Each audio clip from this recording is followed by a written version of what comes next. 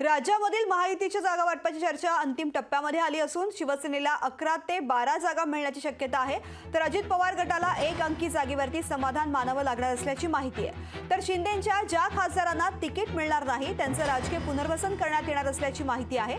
शुक्रवारी केंद्रीय मंत्री अमित शहांच्या निवासस्थानी महायुतीची बैठक झाली। रात्री 2.5 तास महायुतीच्या नेत्यांमध्ये खलबत झाल्याची माहिती आहे। मुंबईतील अमित शहांची चर्चेच्या पहिल्या फेरीमध्ये जागा वाटपाचा तिढा कायम राहिल्यामुळे भाजपच्या केंद्रीय नेतृत्वाने शुक्रवारी महायुतीमधील 3ही नेत्यांना दिल्लीला बोलावलं होतं। दरम्यान काही जागांवरून अजूनही महायुतीमध्ये काही जागांवरून तिढा असल्याची माहिती आहे। जागा वाटप कधीपर्यंत जाहीर होईल सगळ्यांची प्रतीक्षा आहे आणि कसं असेल फॉर्म्युला नेमका त्याची वाट बघा, लवकरच तुम्हाला कळेल, अधिकृतरित्या तुम्हाला आम्ही सांगू।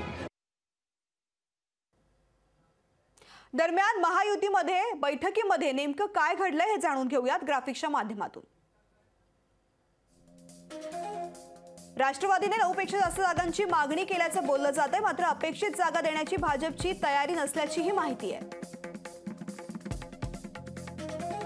शिवसेनेनं 13 जागांची मागणी केली असली तरी 10 पेक्षा जास्त जागा देण्यास भाजप अनुकूल नसल्याचं समजतंय।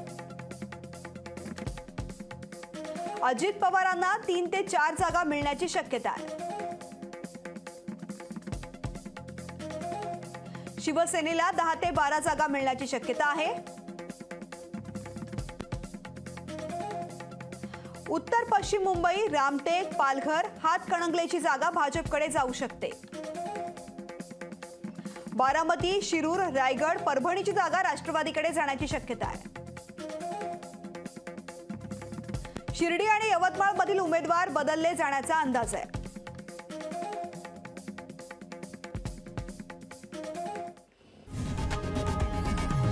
लोकशाही मराठी ऐका, पहा, जागरूक रहा।